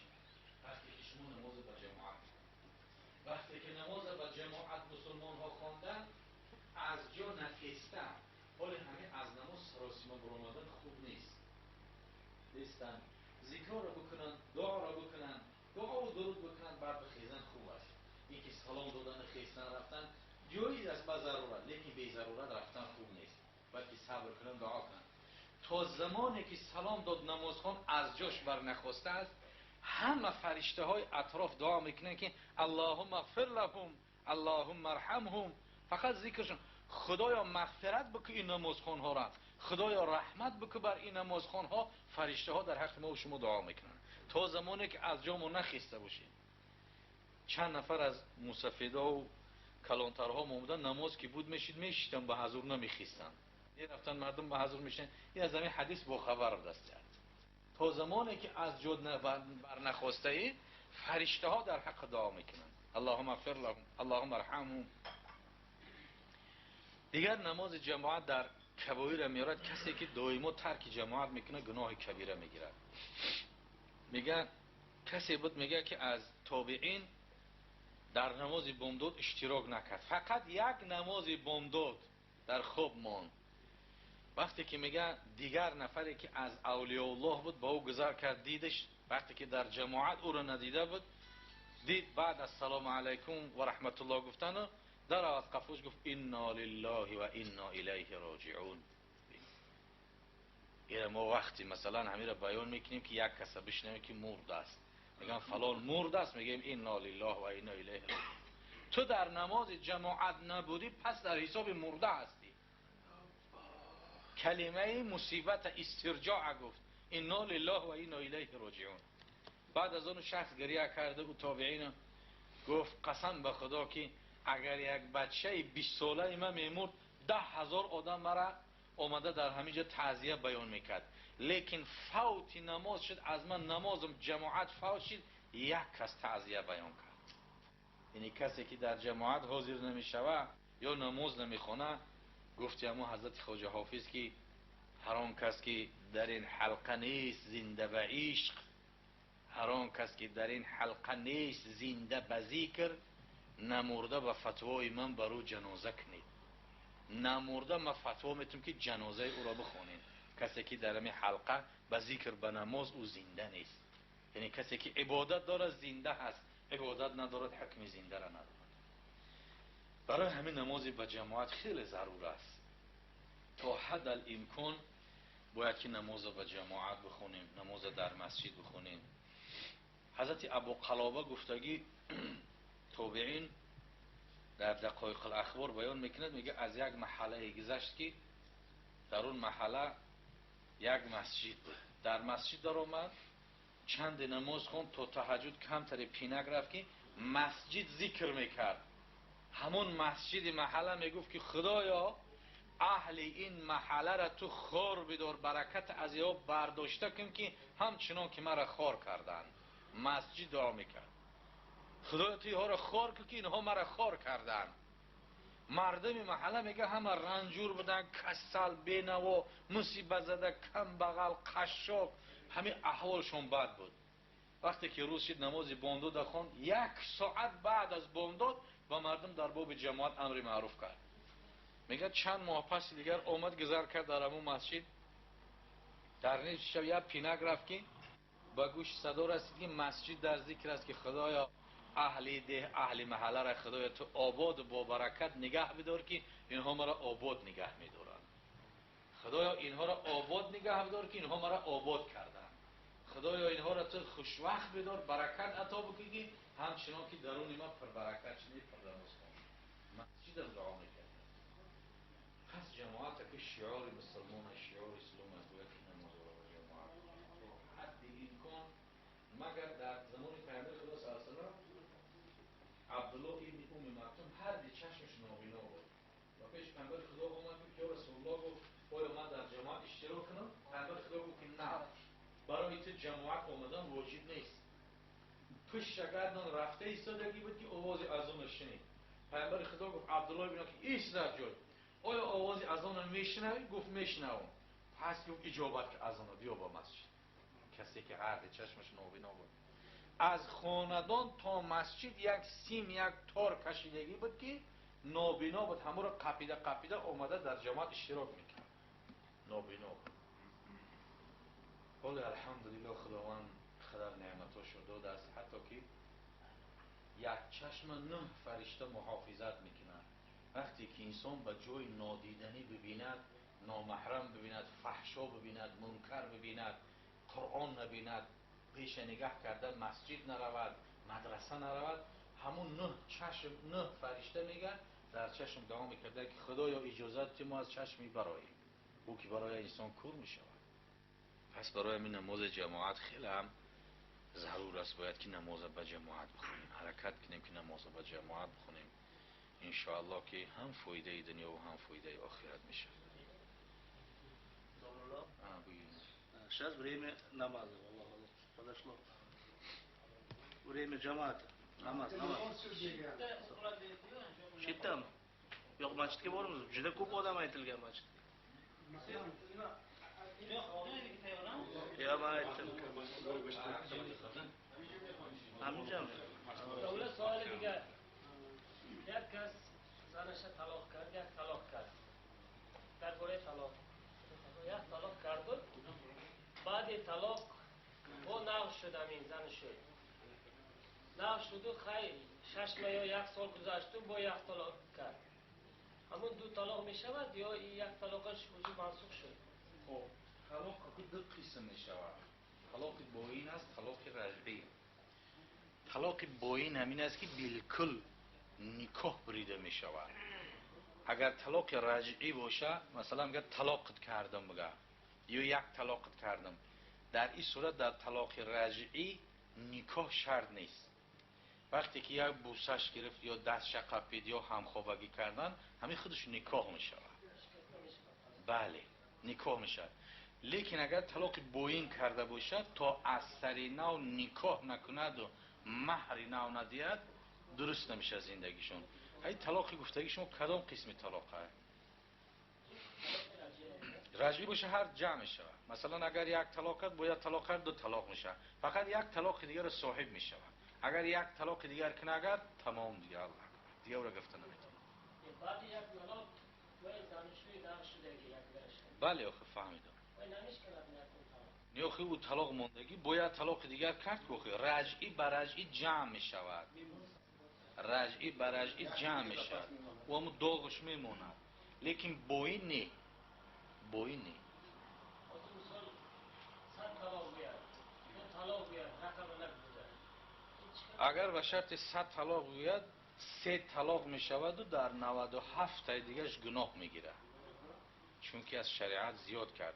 شریعت 3 تا معین کرده است. این وقتی که 100 میگه 97 تاش گناهگار میشه و 3 طلاق واقع میشه. 3 طلاق دیگر نمیشه گرفته. موافق 4 مذهب اهل سنتی و الجماعت 3 طلاق تا شوهری دیگر نکند او را گرفته نمیتونه. فقط مسئله طلاق مسئله نازک لفظ شرط است که چی گناه گفته است. در مسئله طلاق همون طلاق میکردگی حرف به حرفش باید بگوید. مثلا گویا است که یگان حیله میکنه یک چیزی میگه که طلاق واقع نمیشه، وجود طلاق هیچ نمیشه. مثلا بگه که انشاءالله 3 طلاق کم هیچ نمیشه. همین خیلی هست که بعضی مثلا حیله میکنه انشاءالله را که در بیان کرد و دیگه هیچ طلاق نمیشه. یا که مثلا میگه 3 طلاق هیچ واقع نمیشه، برای نسبت نداره، خطاب به سوی نکرد، هیچ واقع نمیشه. ها؟ بگه طلاقت کردم طلاق رجعی میشه. یک طلاق رجعی میشه.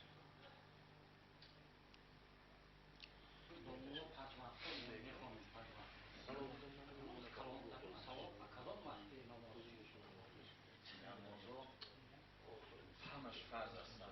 مثلا که در قرآن در هر کجا وصف نماز آمدگی است، مثلا نماز اصل بسیار تاکید شدگی است که حافظوا علی الصلوات و الصلاة الوسطی. خدا در قرآن بیان میکنه که نماز پنجگانه را حفظ کنیم و نماز وسطی را علاقه آورد. وسطی میانه نماز اصل.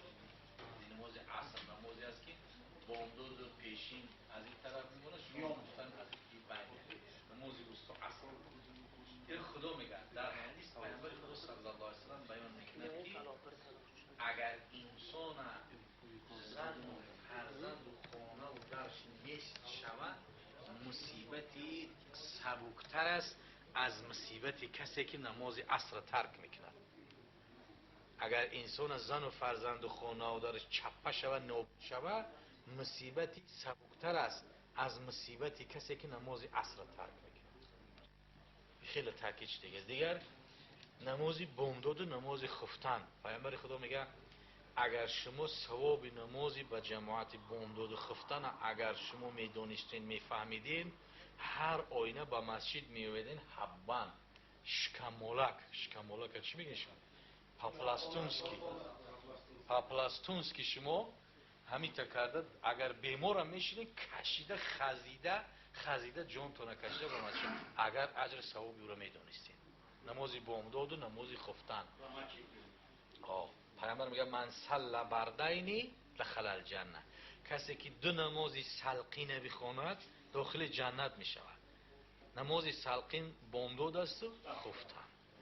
لیکن کسی که همین دو نماز ترک میکنه دویم در دیگر نمازها است در بامداد نیست، فقط خواب است، این علامت نفاق است. میگه سخت‌ترین نماز بر منافق دو نماز است، نماز بامداد و نماز خفتن است.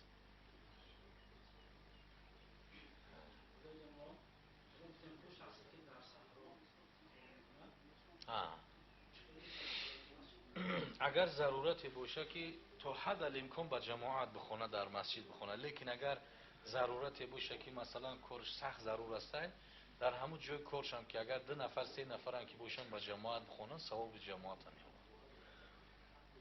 بعضی کارهای است که سخت ضرور است. مثلا کارهای ضرورتی که امسال کارهای کارکنان ارگان حکومت مثلا اجازهش نمیده برای در مسجد به حضور نماز بخونن، بیچاره مثلا که پنهان میخونن. یا کارهای مثلا تیپ ورچوی هسته که مثلا میون سوال میتونن که مثلا اپیراسی هست که 3-4 ساعت میکشه، مثلا گو وقت از ساعتی از نیست شروع سر میشه، نماز عصر هم در اونجا او اگر نماز برای مثلا در جماعت به مسجد بخونه هلاک میشه. این نماز قضا داره لیکن آدم قضا نداره که. و همین خاطر اگر تنها هم که بخونش خدمت یک مسلمان کنه این ثواب زیادتر است.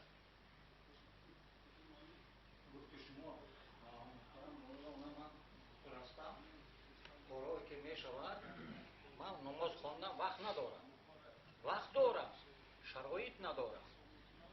خیلی شرایط که بی‌طاقت وای دل پر نمی شود نماز خوندن. همون وقت با عمده نمازایی که قضای می خوانم، پیشینه می خوانم یا عصر می خوانم خوش کردم، همون ثواب همون قضاها چقدر می شود تا من کارگر باشم. خب این مسئله دیگر مسئله است. مسئله نماز قضا کردن یگان اجازه و فتوا در اسلام وجود نداره که انسان نمازش قضا کنه. مثلا شما ضرورت داره سخت میگیرن شما را در جای کار تو میخونن، میگی طهارت ندارم، طهارت کرده بریم به جای کار، طهارت کرده پای با طهارت باشین. وقتی مثلا ضرورت نخم میکنی داره مثلا نماز عصر هم 4 بار است خم راست میشه دعا میکنید، شرط نیست شما تسبیح ها را بگین دعا و درود زیاد کنین، همین قامت بگو الله اکبر بخون سلام دادی الله اکبر نماز تمام وجود درازش نگیری. لیکن قضا کردن تماما ممکن نیست.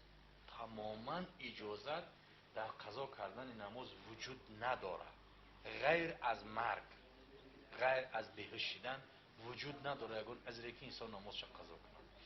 حتی در منیت المصلی گفتگی فتوا هست بیان میکند که انسانی هست که هر دی دستاش کلته کردن در پیش آب است در پیش خاک، نه تیمم کرده میتونه نه به آب طهارت کرده میتونه، هر دستو بریده گن. میگه همین چهرهش در یگان دیوار در یگان جو خاک دبو مولا حکم تیمم میگیره همه حالت نمازش بخونه. یا که مثلا که در بحر افتاده است غرق شدگی است وقت قریب نماز قضا شدن است یک ریشه یک درخت یک چیزی در دستش میاد در همه حالت هم به اشاره قطعی نمازش بخونه قضا نکنه. یا در حالتی که زن در حالتی تولد است نصف کودک برآمده وقتی نمازه اگر نمازش نخونه نماز قضا میشه. در همین حالت میگه طهارت کردن نمیتونه تیمم کنه. تیمم هم که یک ذره میزنی رو را محس میکشی یک ذره میزنی دستور تو آرین میشه که همین طهارت میشه. تیمم کنه یا چادر در اطرافش پیچونه و نمازش به اشاره در همون حالت بخونه در همون حالت هم نمازش قضا نکنه تا برآمدن کودک. مثلا کودک برآمد دیگه نماز خواندن و معنی تا مثلا پاک شدنش نماز عذر نداره کدام حالتی که نباشه باید فقط نماز کنیم. یگان حدیث بیان میکنیم پیامبر میگه که الوضوء قبل الطعام والوضوء بعد الطعام برکتون. سنت همی است که در اسلام پیامبر میگه که پیش از طعام خوردن دستا رو بشوییم بعد از طعام خوردن هم دستا رو بشوییم برکت است. یعنی گیگین است. خیلی پیامبر صلی الله علیه و سلم تو چی اندازه تاکید میکنم ایو سنت رسول الله است که در وقت تاختن با 3 انگوش قد پیامبر تاون خودن سنت است با 3 انگوش بی دولت چقدر خورد است بسیار میخویش در هضم در معده فایده دارد هر یک عملی که پیامبر خدا کردن هزارها هزار حکمت این شو اگر با افضل خود بهتر میشه یک چیزی گفت شنید باشه سوال جواب میشه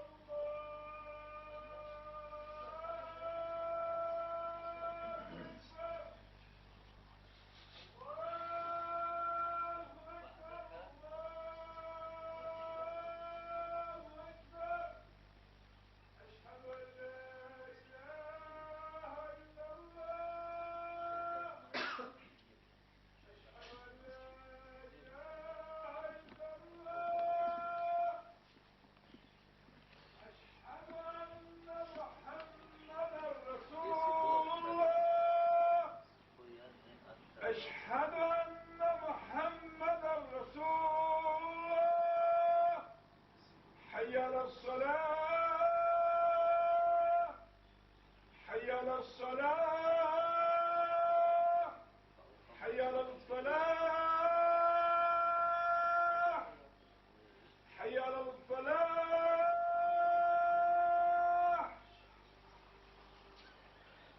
الله أكبر الله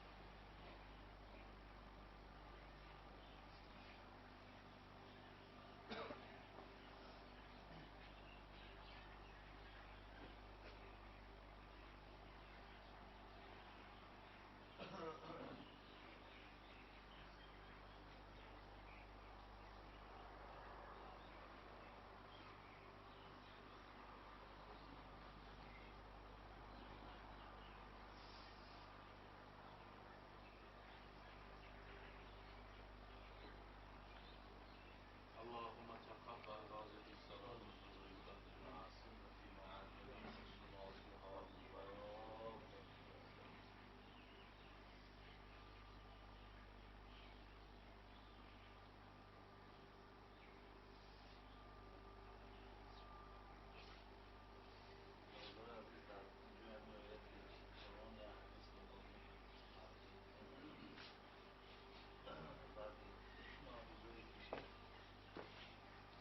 رسول اکرم صلی الله علیه و سلم با جانب حضرت علی رضی الله عنه لا یهدی الله بک رجلا واحد خیر لک من حمر النعم اگر ای دست شما یک نفر هدایت بیابد یعنی اگر این جمعیتی که حاضر نشستیم هر چیزی که از هر باب شنیدیم اگر شما همین رفته از زنهای خودتون دخترهای خودتون بچهای خودتون سر کنین و بعد از آن در فرزندها و همسایه‌داری ها و دیگرها اگر همین را جاری کنین یک کس از دست شما مثل شما نمازخوان شود یا یک دختر شما اگر روی مال به سر شود از یوبکه پوشی و از آستین کلته پوشیدن باز ایستد برادر عزیز برای شما بهتر است از یک شتر سرخمویی که در روی خدا قربانی میکنید یک آدم شما هدایت کرده توانید برای از خانه های خودتان اول شروع کنید زیرا ببین قرآن میگه و انذر عشیرتک الاقربین خداوند محمد صلی الله علیه وسلم وقتی که دعوت در دستش داد گفت مردم دعوت کن از کجا؟ عشیرتک از خانه خودت سر کن دعوت از حدود خانه اگر شما با شرطی که خواهین که مسئولیت پدر و مادریتون یا خواهین که خانه قبر قیامتون آباد باشد، شما ساعتی تربیوی برای فرزندتون جدا کنید. خانه اگر بچه داری، دختر داری، نبیره داری، هم اکششینانو همچون معلم از یک لو به شوهر شد در بابی کدام لازم در کار مسئله، شوهردار شد در بابی احترام شوهر، احترام خسور، خوشتامند خانواده شوهر. خب بچه‌هایی که هستند در بابی نماز، دخترها را از بابی زنا، از بابی بیعفتی، هر کدام شد در هر موضوع فهمانیده تا همین مسئولیتی خیلی وزین از گردنتون دور کنید. از اینجا خیستن فقط به یک خوردن شوربا و خوردن میوگی قطعی شما خدا را شکر گفتن نبرایید، بلکه از همه چیز مهم لازم انا همین نشستی ما و همین آن مسئله های دینیه که در بین ما و شما گفته شد، این مهمتر و بالاتر. اینا از ذهنتون دور نکنین برادر عزیز. در یک گوشه قلبتون همیتا آنچه که شنیدین کتابت کرده و آیسته آیسته شما هم ترغیبات و تشویقاتاتونه که همه بنده مؤمن و مسلمان و هر کدامتون در این باب مسئولیت اجرا کنید. این دعوت فقط خاصه من، خاصه داملا، خاصه کسایی که امروز مسجد و منبر دارن، خاصه اونا نیست. این به همه. حضرت دعا. اللهم وصلنا الى جميع مقاصدنا و تب علينا انك انت الله احد. خیر در پناه خدا. خدا نگه.